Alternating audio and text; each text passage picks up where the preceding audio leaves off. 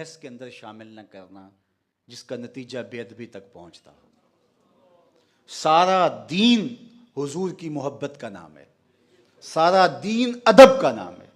اور اقبال علیہ رحمہ کا یہ شعر میں کئی مرتبہ آپ تک پہنچا چکا ہوں، دین سراپا سوختن اندر طلب، انتہائش عشق آغازش ادب۔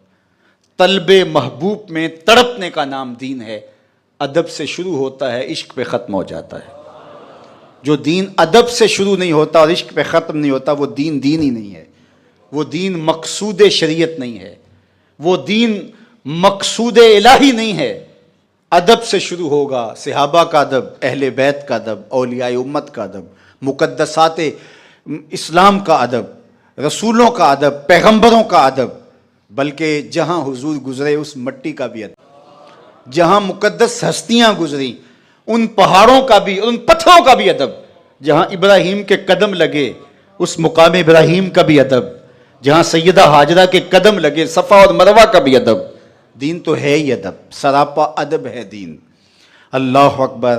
اور اگر نگاہ ابو بکر نصیب ہو جائے تو اقبال کا ایک لہجہ اور دیکھیے، معنی حرفم کنی تحقیق اگر، بنگری بادیدہ صدیق اگر، قوت قلب و جگر گردت نبی، از خدا محبوب تر گردت نبی۔ ایک لمبی گفتگو ہے جس کے آخر میں یہ اشعار بیان ہوئے، معنی حرفم کنی تحقیق اگر، میری گفتگو کو اگر تو تحقیق کر کے بھی دیکھ لے، بنگری بادیدہ صدیق اگر، ابو بکر رضی اللہ تعالیٰ عنہ کی نگاہ نصیب ہو جائے تو پھر نتیجہ کیا ملتا ہے؟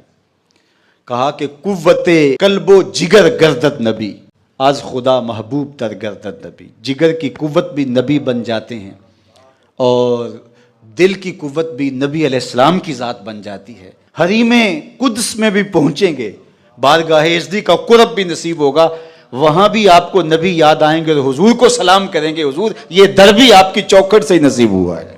مقصود شریعت اللہ کی محبت ہے، لیکن اللہ کی محبت بھی آپ کو اسی در سے نصیب ہوگی، تو خدا تک پہنچ کر تم نبی کو فراموش نہیں کر پاتے ہو، وہاں پہنچ کر بھی شکر گزار نبی کے بنتے ہو۔ اسی لیے جب نماز پڑھ لی، رکوع کر لیا، قیام کر لیا، سجدے کر لیے، ساری نماز مکمل ہوگی، کہا سلام اتنی دیر تک نہیں پھیرو گے جب تک کہو گے نہیں السلام علیکہ ایھا النبی، اے نبی تیرے اوپر سلام، و خدا کا در دکھایا ہے تو تیری ذات نے دکھایا ہے۔ نماز خالص عبادت اللہ کی ہے نا، لیکن نماز کی تکمیل بھی پہ درود نہیں پڑھ لیا گیا۔ یہ سجدے کا شعور دیا کس نے؟ یہ بندگی کا نور دیا کس نے؟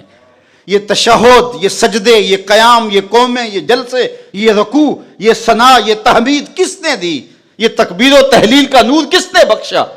تو پھر سلام پھیرنے سے قبل کہا السلام علیکہ ایھا النبی، اے نبی تیری بارگاہ میں سلام، تیری چوکھٹ پہ سلام کہ تو نے خدا کے در تک ہمیں پہنچا دیا۔